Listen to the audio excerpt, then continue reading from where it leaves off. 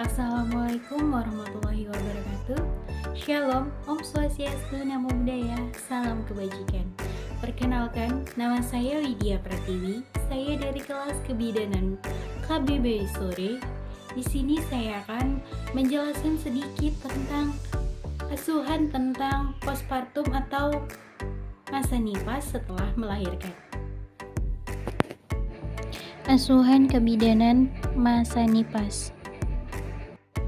Masa nifas merupakan periode yang akan dilalui oleh ibu setelah masa persalinan yang dimulai dari setelah kelahiran bayi dan plasenta, yakni setelah berakhirnya kala 4 dalam persalinan dan berakhir sampai dengan 6 minggu atau 42 hari yang ditandai dengan berhentinya pendarahan. Selanjutnya kita akan membahas tujuan. Yang pertama yaitu 1. Meningkatkan kesejahteraan fisik ibu dan bayi. Yang kedua, pencegahan, diagnosa dini dan pengobatan komplikasi pada ibu. Yang ketiga, merujuk ibu ke tenaga ahli bila diperlukan. Dan yang terakhir, yang keempat, mendukung dan meningkatkan keyakinan ibu. Peran bidan, yang pertama yaitu memberikan dukungan secara berkesinambungan, yang kedua yaitu sebagai promotor hubungan antara ibu dan bayi serta keluarga, dan yang ketiga mendorong ibu untuk menyusui bayinya, dan yang keempat membuat kebijakan, dan yang kelima mendeteksi komplikasi, dan yang terakhir memberikan konseling. Tahapan pada masa nifas, yang pertama itu 1. Puerperium dini, yang kedua puerperium intermediate, dan yang ketiga itu puerperium remote. Tahap-tahapannya yaitu yang pertama itu 6-48 setelah persalinan, yaitu A. Mencegah pendarahan masa nifas karena anotia uteri, B. Mendeteksi dan merawat penyebab lain pendarahan, C. Memberikan konseling, D. Pemberian ASI awal, dan E. Menjaga bayi tetap sehat dengan mencegahnya hipertemi. Yang kedua itu 3-7 hari setelah persalinan. Yang pertama itu A. Memastikan evolusi uterus berjalan normal, B. Menilai adanya tanda-tanda demam, C. Memastikan ibu mendapat cukup makanan, cairan, dan istirahat, D. Memastikan ibu menyusui dengan baik, E. Memberikan konseling pada ibu tentang perawatan tali pusat serta menjaga bayi tetap hangat.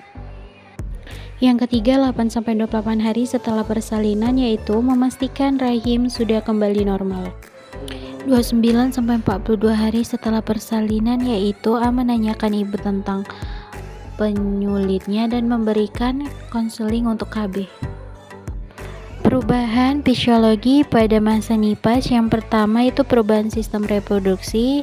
Yang pertama itu 1. Uterus, 2. Perubahan pada vulva dan vagina. 1. Uterus. Pada uterus setelah proses persalinan akan terjadi proses evolusi. Proses evolusi merupakan proses kembalinya uterus seperti keadaan sebelum hamil dan persalinan. Dengan adanya evolusi uterus, maka lapisan luar dari desi 2 yang mengelilingi situs plasenta akan menjadi nekrotik. Desi 2 yang mati akan keluar bersama dengan sisa cairan.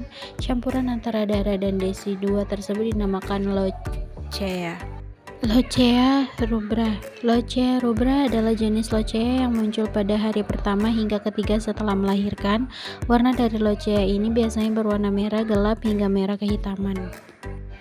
Lochea sanguinolenta 1-2 minggu berikutnya darah yang keluar berwarna putih campur merah kecoklatan dan berlendir yang disebut dengan Lochea sanguinolenta. Ketiga, Lochea serosa 7-14 hari cairan yang keluar berwarna kekuning-kuningan. 4. Lochea alba. Lochea ini muncul pada minggu kedua hingga minggu ke-6 postpartum.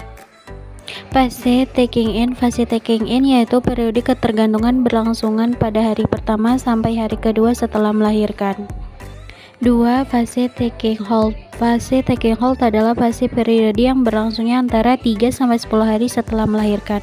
3. Fase letting go. Fase letting go merupakan fase menerima tanggung jawab akan peran barunya yang berlangsung 10 hari setelah melahirkan. Sekian dan terima kasih atas video yang saya jelaskan. Kurang lebihnya saya mohon maaf. Sekian dan terima kasih. Assalamualaikum warahmatullahi wabarakatuh. Shalom, Om Swastiastu, Namo Buddhaya, salam kebajikan. Bye.